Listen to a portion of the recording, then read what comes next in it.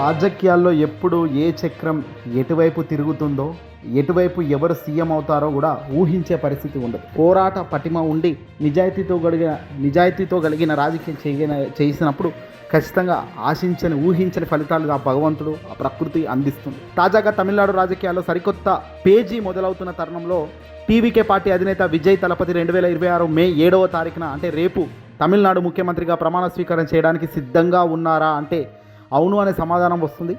ఈ చారిత్రాత్మక సందర్భాన్ని సంబంధించి మీరు కీలక గెస్టులను అంటే ముఖ్య అతిథులను కూడా విజయ్ తలపతి ఇప్పటికే ఆహ్వానిస్తున్నట్టు తెలుస్తుంది. 2026 తమిళనాడు అసెంబ్లీ ఎన్నికల్లో ఘన విజయం సాధించి మ్యాజిక్ ఫిగర్ దగ్గరలో ఆగిపోయిన టీవీకే పార్టీ అధినేత తాజాగా ఇతర పార్టీలతో పొత్తు పెట్టుకొని తాను ముఖ్యమంత్రి హోదా ఎక్కబోతున్నారు, ముఖ్యమంత్రి పీఠం మొదలు పెట్టబోతున్నారు. ఇక ఇదే సందర్భంగా ఆంధ్రప్రదేశ్ మాజీ ముఖ్యమంత్రి వైఎస్ఆర్సీపీ పార్టీ అధినేత జగన్మోహన్ రెడ్డి గారిని ఆయన ముఖ్య అతిథిగా కూడా ఆహ్వానిస్తున్నట్టుగా కూడా తెలుస్తుంది. జగన్మోహన్ రెడ్డి గారిని తన ప్రమాణ స్వీకారానికి ముందుగా రావాల్సిందిగా కోరుతున్నట్టుగా తెలుస్తుంది.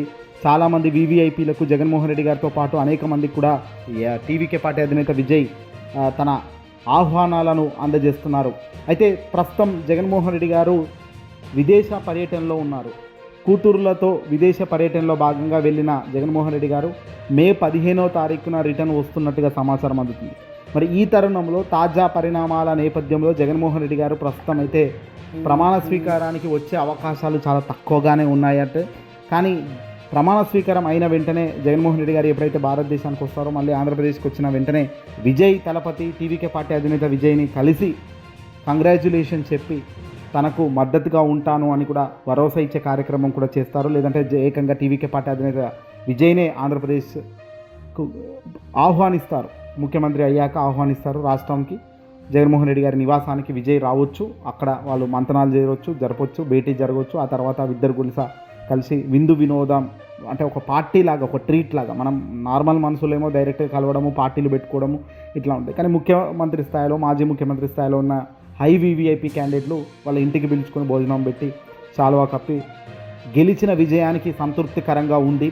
దేశంలో ఇలాంటి నాయకత్వం రావాలి, దేశవ్యాప్తంగా అనేక పార్టీలు ఇలా ముందుకు రావాలి అంటే ఒక కూటమిలో అందరూ కలిసి గెలవడము ఇట్లాంటి తరుణం పెరుగుతున్న తరుణంలో ఇండిపెండెంట్గా ప్రజలను నమ్ముకొని కేవలం ఓడిపోతామా గెలుస్తామా కాదు, ప్రజలను నమ్ముకొని ప్రజలకు జరుగుతున్న అన్యాయాన్ని ప్రశ్నిస్తూ రావాల్సిన పార్టీలు ఖచ్చితంగా ప్రజల మద్దతు ఉంటుంది అనే ఒక ఇండికేషన్ ఈరోజు విజయ్ దేశవ్యాప్తంగా అనేక రాష్ట్రాలకు ఇచ్చినట్టు అవుతుంది.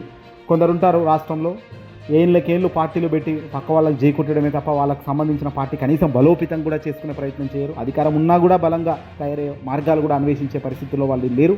మరికొందరు ఉంటారు విజయ్లాగా, తలపతిలాగా పార్టీ పెట్టిన 2 సంవత్సరాల్లోనే దేశం మొత్తం మన వైపు చూసేలా గెలిచే పార్టీలు, ఆ స్ట్రాటజీలు కూడా చేసుకునే వాళ్ళు ఉంటారు. అల్టిమేట్గా ఒకటి, రాజకీయాల్లో ధైర్యం ఉండాలా, రాజకీయాల్లో తెగింపు ఉండాలి, రాజకీయాల్లో సందర్భం వచ్చినప్పుడు, సమయం వచ్చినప్పుడు వేసే ప్రతి అడుగు ప్రకంపనలు సృష్టించే మాదిరిగా ఉంటే ఖచ్చితంగా విజయం వరిస్తుంది. ఆనాడు జగన్మోహన్ రెడ్డి గారు వాళ్ళ తండ్రి వైఎస్ రాజశేఖర రెడ్డి గారి మరణ అనంతరం జరిగిన పరిణామాలను చాలా సీరియస్గా తాను తీసుకోవడం, ఎక్కడ భయపడకుండా, ఎక్కడ లొంగకుండా, ఏకంగా జగన్ గారిని ఎక్కడ ముఖ్యమంత్రి అయిపోతాడో అని చెప్పి కాంగ్రెస్ పార్టీ అతను అన్యాయంగా అక్రమ కేసులు పెట్టి 16 నెలలు బెయిల్ రాకుండా ఇబ్బంది పెట్టినప్పటికీ కూడా జగన్ బయటకు రాలేదా, ముఖ్యమంత్రి కాలేదా, దేశం మొత్తం సల్యూట్ కొట్టే విధంగా తన పరిపాలన 5 ఏళ్ళు నడవలేదా?